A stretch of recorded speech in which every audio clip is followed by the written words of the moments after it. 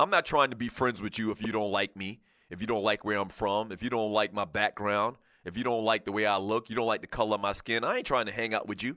I'm not trying to change your mind about black people. And that's what it seems like. That's what it seems like. You think you're going to go into a racist house and change their opinions about, race? You think you're going to go and change Donald Trump's thinking about black people? This man is 70 years old. This man ain't changing the way he feel about black people. Anything that you do and go and hang out with Donald Trump, if you're not some type of legislator or whatever, if you're not in city government and doing your job, it's nothing but a photo op. So I totally disagree with Tony Gonzalez. That's very disappointing to hear, too. I'm a Gonzalez fan, great player. But you can't question these cats and why they're not going to hang out with a dude that they know clearly doesn't like them. Ball award to all of them cats.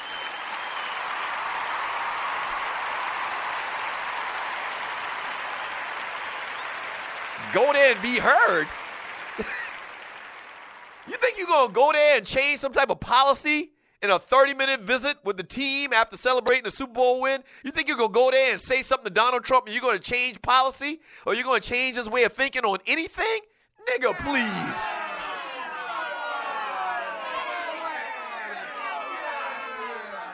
And one more last thing, Donald Trump related, orange dude related. Magic Johnson, he was already a strong supporter of the Democratic Party and, voted for Hillary Clinton, but he says that he is done staying at Donald Trump's hotels.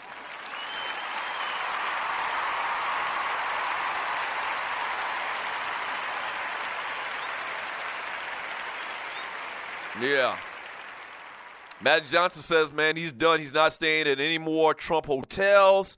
He says just last month that Trump needs to stop acting like a dictator.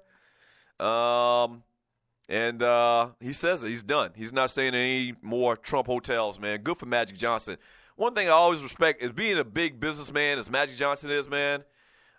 Magic Johnson has never, been one of them guys to bite his tongue, about how he feels about, social, political issues.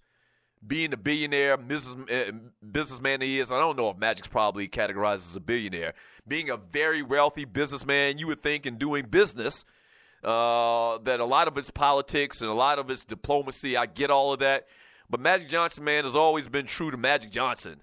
Big fan of Magic. Not only is he 1A best basketball player that I've ever seen in my life, man, Magic Johnson is the realest. Ball award to him.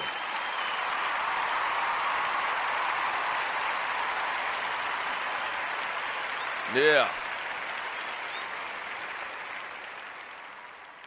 Especially over the last couple of years, you've seen a lot of guys that you thought were quote-unquote down for the cause, just totally flip.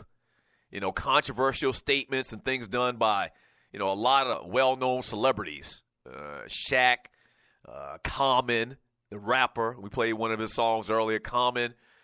Very interesting comments and thoughts about politics and Donald Trump and this, that, and the other, all of the stuff with Steve Harvey and Kanye West and all of them cats, man. I love it when these cats, man, stay true to themselves. Martellus Bennett, Magic Johnson, they get ball awards from your boy on the Tribute Tuesday. Yes, sir.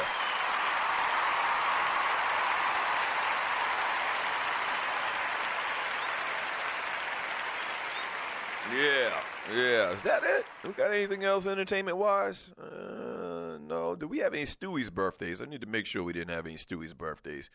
I mean, wow. You live a long time, man. You learn something new every day, man.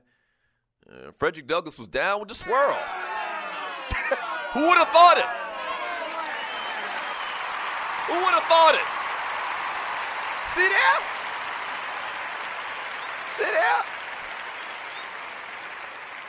Every time you tune into the Doug Stewart Show, you are liable to learn something.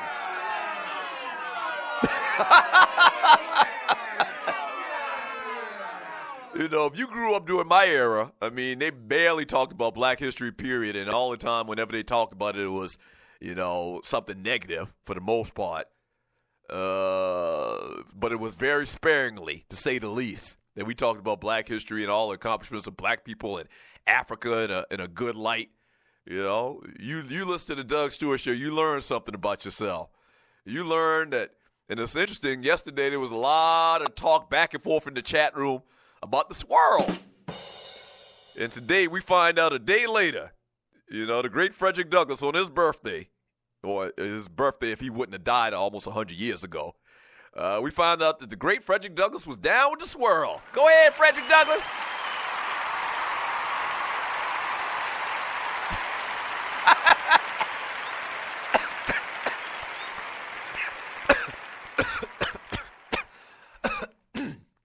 Oh, excuse me for that, man. I'm about to choke up in the damn studio, man. 404-382-0338. You can also email me at Doug@theDougStewartShow.com. Let me read some of these messages in the chat room on Spreaker.com from Andre Elam. He says, Doug, shh, Dougie, laugh out loud. What? What did I say?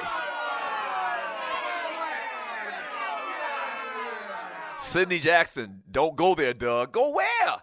Go where? What are y'all talking about? From Sidney Jackson, CeeLo came to the Grammys dressed like CP3.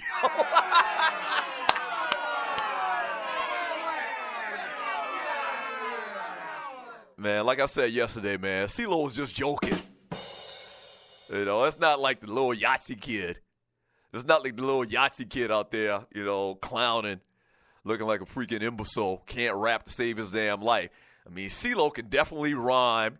CeeLo is a lyricist. CeeLo is very talented. He can sing. So it's not like Lil Yahtzee, how he came out the other night. CeeLo was just joking around. Kind of like April Fools, but in February.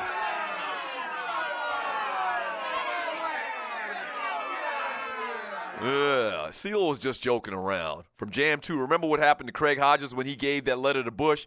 He got blackballed from the NBA. Yeah, I didn't even know that story. They talked about that somewhere in the Puppet Factory this past week. I had no clue about Craig Hodges and how he, in effect, was blackballed. And see, the thing about being blackballed, trust me, I know. The thing about being blackballed is you can't really prove it. You can't really prove it. There's no, empirical data to say, yeah, you're not playing or you're not getting a job because of your political views. And Craig Hodges talked about how he gave that letter to, was it Bush Sr.? I don't think it was Ronald Reagan. Like Bush Sr., I think, on some of the things that he'd like to see changed in the black community. And look where it got his ass, blackballed. And he made some very good points in talking about it, how, and if you don't know who Craig Hodges is, Craig Hodges played like two guard. He was kind of like a spot-up shooter for the Bulls in the early years when Jordan got there. I think Hodges may have been on a championship team. I can't remember. But Hodges was pretty much Steve Kerr before Steve Kerr, okay? Right. He was Steve Kerr before Steve Kerr. And he mentioned how, in this story that I saw, and a lot of you probably saw too, how that year he led the league in three-point shooting, had like the highest percentage of three-point shooting, and he expected he was going to get a big free agent deal or whatever, and nobody even called him. And he's, basically speculating that the reason for that was because of his outspokenness for black issues. And, yeah, I can relate, man. A lot of people say that about the Stews. That's why the Stews ain't on radio, because the Stews were too outspoken. They were too black. They were too strong. They had too much of an impact. They had too much of an impact on people's thinkings. And that's why the Stews don't have a job. It might be, but you know what? I'm fine. For a couple more months.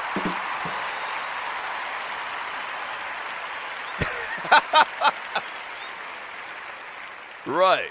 I was fine for a couple. I'll be fine for a couple more months at least. And I'm happy with who I am.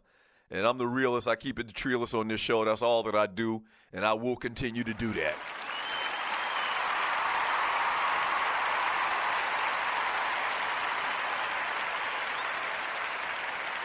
From Andre Elam, three-time three-point shooter champion. Three-time three-pointer shooting champ. That's a tongue twister. Wow, I didn't realize Craig Hodges was three-time three-point shooting champ.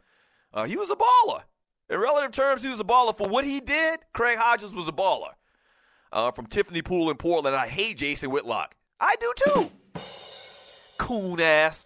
He used to be a beat writer in Kansas City, always having those pockets of mayo in the corner of his mouth. Spitty mouth coon. Damn, Tiffany. Hey, I'm going to start calling Tiffany Poole in Portland Sister Soldier. Yes, sir.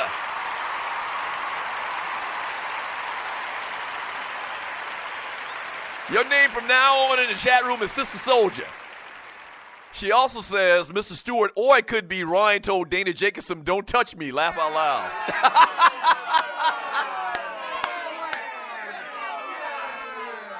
Oh, yeah. A couple of things led to our demise at ESPN that I can think of off the top of my head. I'm sure there are more. But this one particular episode, I don't know what it is, but Ryan was screaming mad, telling Skip Bayless about how much of an idiot he was. And he just continued to talk and scream. Y'all think I talk and scream. If you remember the Stews, when Ryan got going, you could hear his ass a country mile away. But anyway, they were going back and forth, and somehow Dana was trying to get control of it. That's what that person does. They kind of make sure everything stays on track, and Dana tried to get things back, on track once again. And she reached out and she touched Ryan's arm. Ryan was like, "Don't touch me." Oh, shit. That ninja said, "Don't touch me." And he didn't say it like in a funny way. He said it like, "Bitch, get your hands off me."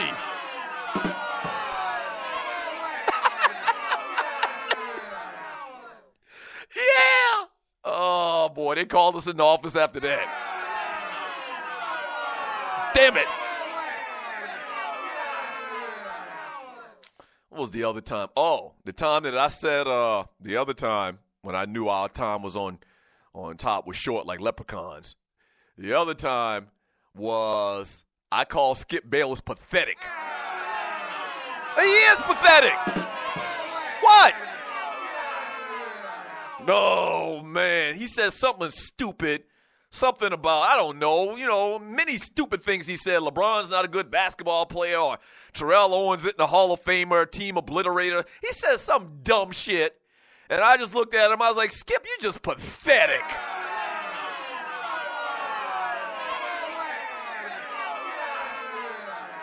And when I said that, he just lost it. And he came back to it. I don't appreciate you calling me pathetic. I was like, man, you are pathetic. Some of the dumb shit you say around here. They call us in the office after that.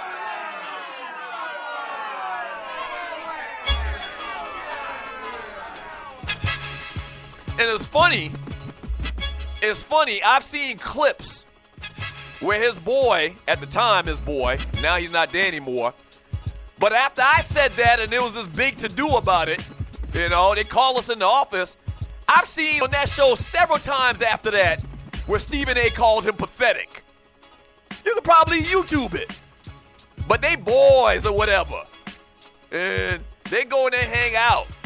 Stephen A. called him pathetic many times. He didn't take umbrage with it. I guess I kind of broke the ice. Once you've been called pathetic one time, it's not the same second, third, and fourth time, I guess.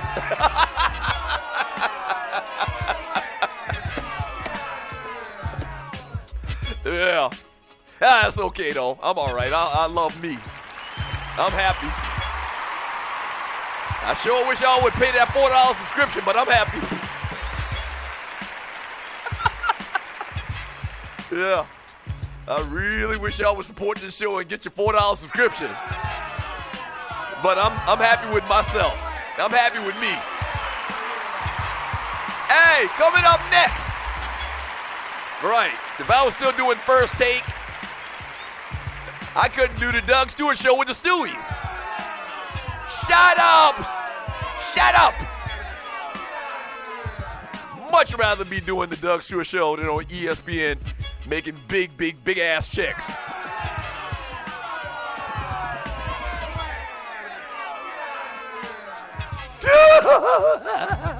Back in 3 minutes.